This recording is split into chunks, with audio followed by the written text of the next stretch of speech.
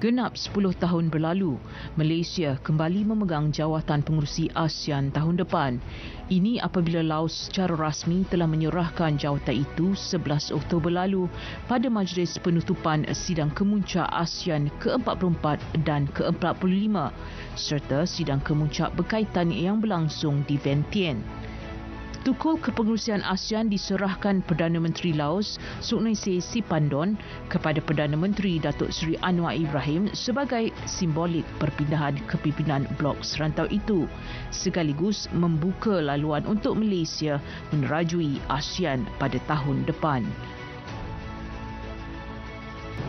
Tahun depan merupakan kali kelima Malaysia memegang jawatan pengerusi ASEAN dengan sebelumnya pada 1977, 1997, 2005 dan 2015. Peranan Malaysia sebagai pengerusi ASEAN kali ini amat signifikan memandangkan semakan akhir visi Komuniti ASEAN 2025 akan dilaksanakan selain penerimaan visi Komuniti ASEAN 2045 serta pelaksanaan 4 pelan strategik tonggak Komuniti ASEAN dan kesalinghubungan ASEAN. Dalam ucapan penutupnya, Perdana Menteri Laos menyampaikan penghargaan kepada para delegasi atas kerjasama dan sokongan mereka sepanjang Laos menjadi pengerusi ASEAN sebelum secara rasmi menyerahkan baton pengerusi blok serantau itu kepada Malaysia.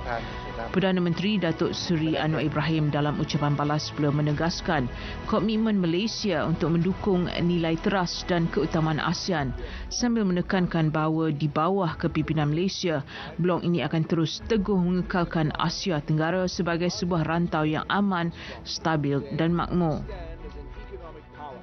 It conveys our hope that the steps we take today will endure in the long run. It underscores our determination to keep the future firmly in sight as we move forward. At all times, our actions and decisions will be guided by the principle of consensus. Together, we will reaffirm our commitment to building an open, inclusive and rules-based regional architecture.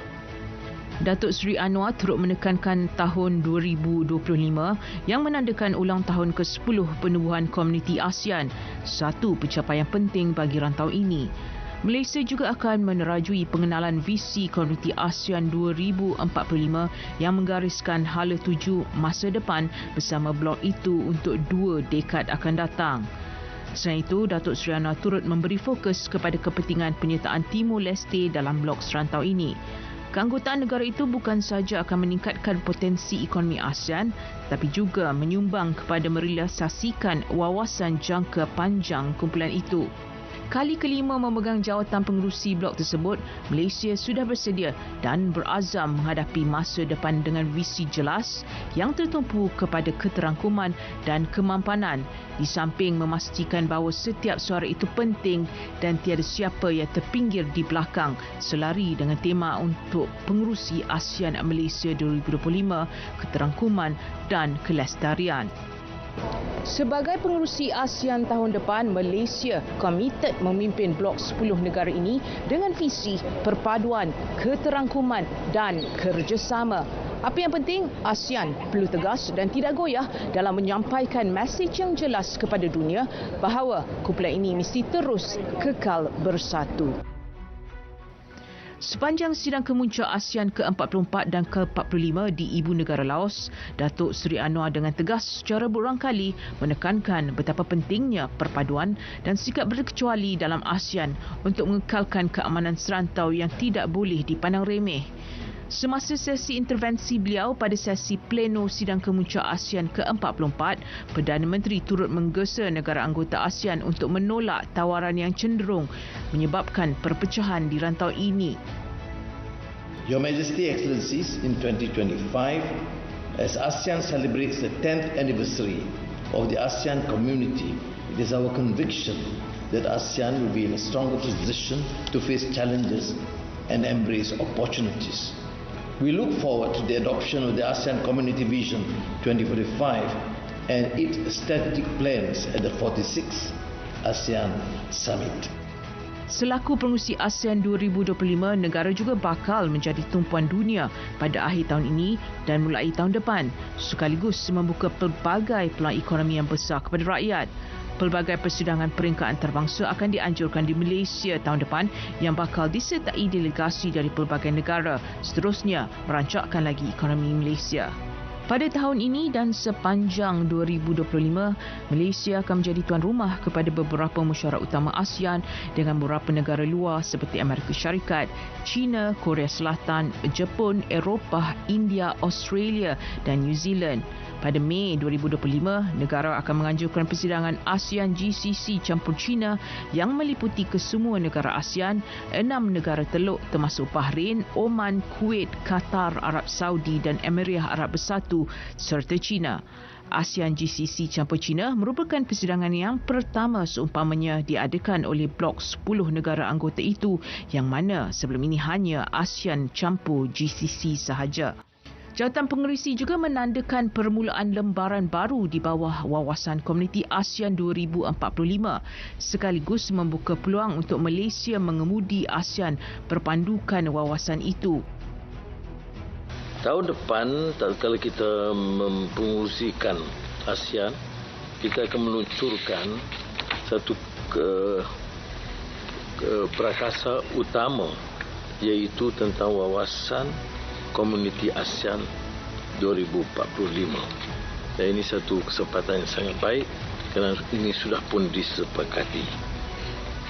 Kita juga akan mempercepatkan proses keanggotaan Timor Leste sebagai anggota ASEAN. Menteri Luar Datuk Seri Muhammad Hassan yang turut menyertai sidang kemuncak ASEAN ke-44 dan 45 di Vientiane berpendapat ASEAN perlu kekal sebagai satu entiti teguh yang menuntut setiap anggota blok berkenaan untuk tidak membuka ruang kepada perpecahan dengan memihak kepada negara-negara yang bertelagah. Tegasnya, blok serantau itu perlu dikekalkan sebagai sebuah entiti ke arah kepusatan ASEAN dan segala usaha yang dilakukan perlulah berasaskan semangat kebersamaan. Mengambil contoh pertikaian di Laut Cina Selatan, Datuk Seri Muhammad berpendapat pendekatan diplomatik dan kerjasama wilayah ASEAN adalah cara terbaik untuk menanganinya. ASEAN ini dia merupakan satu kumpulan negara yang apa jua keputusan berasaskan kepada keputusan bersama, konsensus, 11 suara. Ya? Jadi itu yang kadang-kadang menyulitkanlah. Ada satu dua buah negara kadang-kadang mempunyai pandangan yang berbeza kerana bukan sebab apa tapi kerana tak suka. Jadi itu kadang-kadang menyukarkan kita untuk kita mencapai kata sepakat. Beliau turut menekankan kepentingan menjaga laluan perdagangan Laut Cina Selatan yang merupakan salah satu laluan perdagangan paling sibuk di dunia. Sebarang krisis di kawasan ini akan memberikan kesan buruk terhadap perdagangan global. Afiliasi wilayah beberapa pulau dan terumbu di Laut Cina Selatan telah menjadi subjek pertikaian antara China, Filipina dan beberapa negara Asia Pasifik lain selama beberapa dekad. Senada dengan pendapat itu, Menteri Pelaburan Perdagangan dan Industri Tengku Datuk Seri Zafrul Abdul Aziz tegasnya ASEAN perlu kekal sebagai sebuah blok berkecuali bagi menghadapi impak ketegangan geopolitik global dalam usaha merangsang pelaburan asing di rantau ini. Blok serantau berkenaan juga perlu memastikan aspek keterangkuman dan keterbukaannya menjadi faktor penarik bagi meningkatkan pelaburan di samping memberi penekanan terhadap aspek kelestarian.